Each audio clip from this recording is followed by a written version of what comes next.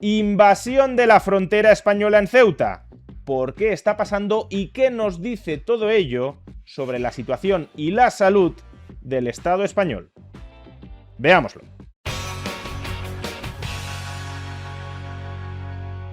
A lo largo del último día, en apenas 24 horas, más de 50.000 personas procedentes de Marruecos han entrado forzando la frontera en la ciudad española de Ceuta, cuya población apenas supera los 80.000 habitantes. Este movimiento masivo y coordinado de personas en tan poco tiempo y sobre una misma ciudad que no tiene capacidad para absorberlas, bien puede interpretarse como una invasión.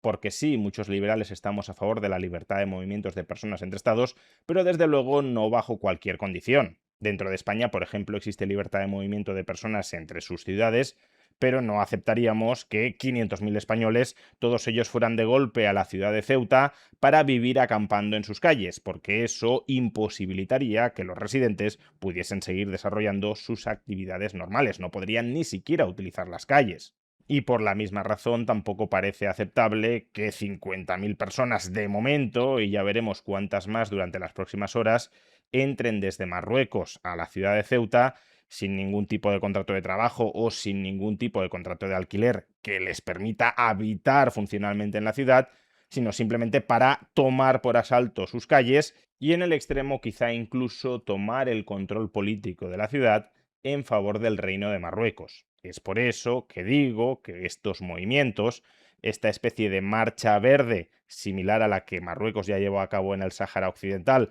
pero en este caso sobre Ceuta y quizá sobre Melilla, no son movimientos naturales de personas que buscan integrarse en las sociedades que las reciben, sino más bien una forma de guerra híbrida que busca invadir esas ciudades. Y sobre esto, claro, creo que merece la pena hacer dos reflexiones sobre la naturaleza y las políticas del Estado español hacia adentro y hacia afuera. Hacia adentro, el Estado español se ha demostrado ineficaz para proteger sus propias fronteras. Si la legitimidad que se autoarroga un Estado procede en última instancia de ejercer la soberanía sobre un territorio habitado por una población,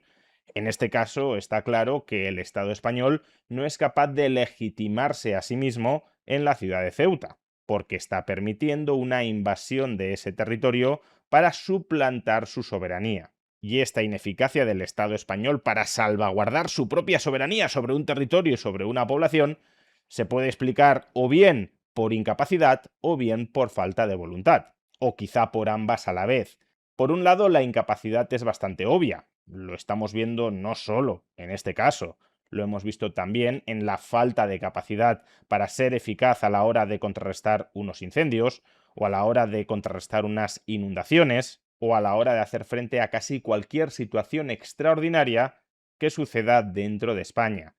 El Estado no tiene capacidad de reacción operativa frente a estos acontecimientos. Se ha convertido en un Estado puramente redistributivo de la renta. Cobra muchísimos impuestos, gasta muchísimo con cargo a esos impuestos, pero lo gasta en desplazar internamente entre su población esa renta. Cuando el Estado tiene que hacer acto de presencia y tiene que actuar para contrarrestar ciertas circunstancias excepcionales, ese Estado es totalmente incapaz de hacerlo, hasta el punto de que el control fronterizo en Ceuta ni siquiera lo ha estado llevando a cabo el Estado español durante los últimos años, sino que subcontrató ese servicio al Estado marroquí. La frontera de Marruecos con Ceuta no la controlaba el ejército español, la controlaba el Estado marroquí. Y cuando subcontratas el control de tu frontera a una potencia extranjera, obviamente esa potencia extranjera adquiere una palanca de negociación fortísima frente a ti,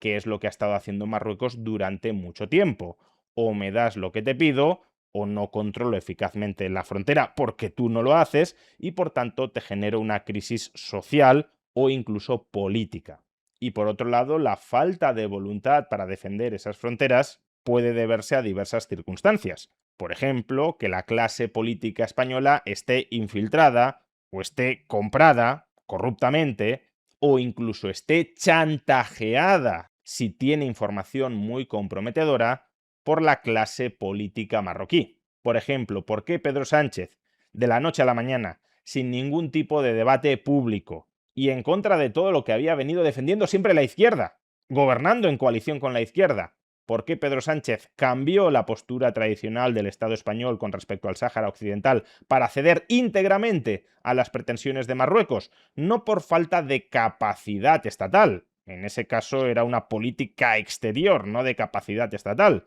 sino porque Marruecos, por algún motivo, fue capaz de doblegar su voluntad para que cediera. Pues bien, tampoco es descartable en este caso que Marruecos haya podido doblegar la voluntad de Pedro Sánchez y no solo de Pedro Sánchez, porque resulta poco concebible la nula reacción del Estado español ante estos acontecimientos si no fuera porque muchos otros políticos, dentro y fuera del PSOE, dentro y fuera del PP, también están coaligados y en el ajo. Por tanto, falta de capacidad y falta de voluntad para proteger una frontera significa que en cualquier momento, cuando el otro lo quiera, te va a invadir. Y con respecto a las políticas del Estado español hacia afuera,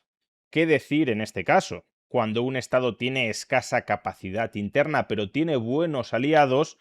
la capacidad o la amenaza de capacidad de esos otros estados aliados del primero, en este caso de España, pueden servir para contrarrestar este tipo de invasiones. Sin embargo, cuando un estado no tiene aliados o los aliados que tiene son muy frágiles y en cambio sí tiene enemigos feroces,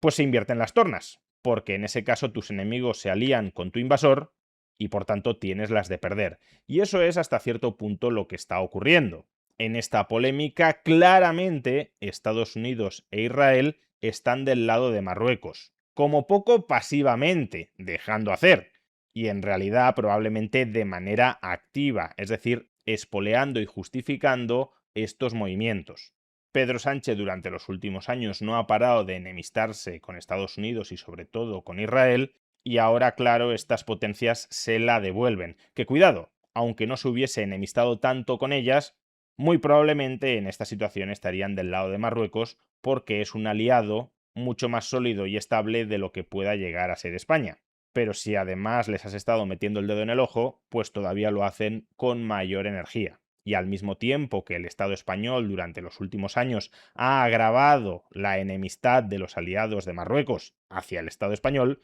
no ha construido ningún tipo de alianza que pueda contrarrestar esta entente. La Unión Europea, lejos de apoyar al Estado español para que defienda su soberanía, su control sobre Ceuta y sobre Melilla, está pensando más bien en restringir la libertad de movimientos de personas dentro del espacio Schengen. Nos están diciendo este problema es vuestro y solo vuestro y lo que queremos es que no nos contamine a nosotros. Pero no lo estamos viendo como un problema conjunto de la Unión Europea, al menos no hasta ahora. Y cuidado, tampoco es de extrañar porque el propio Estado español no parece estar considerando este problema algo grave que tenga que remediar, por falta de capacidad o por falta de voluntad. Pero es que además si nos vamos fuera de la Unión Europea, es verdad que Pedro Sánchez durante los últimos años ha ido tejiendo algún tipo de coalición internacional alternativa, acercándose por ejemplo a China, como un polo geopolítico alternativo a los Estados Unidos. Pero de nuevo, si haces esa apuesta diplomática, que termine valiendo para algo en momentos de tensión como este. Y hoy por hoy no estamos viendo que China se meta en estos fregados porque tampoco está en su naturaleza diplomática hacerlo. Es decir, que te enemistas con Estados Unidos y con Israel, que es un movimiento legítimo en política internacional, te alías con China, que también es un movimiento legítimo en política internacional, pero esos ejes reconstruidos no te sirven luego para defender en absoluto la soberanía sobre un territorio que te está ocupando una potencia extranjera ante la que has cedido en todo hasta la fecha y por eso ahora te exige que cedas todavía más. En pocas palabras, que en una de las funciones definitorias de todo Estado, como es defender su integridad territorial, máxime cuando además la población que habita en ese territorio quiere seguir formando parte de ese Estado, no es que se quiera secesionar, sino que te está rogando que no la invada un Estado extranjero,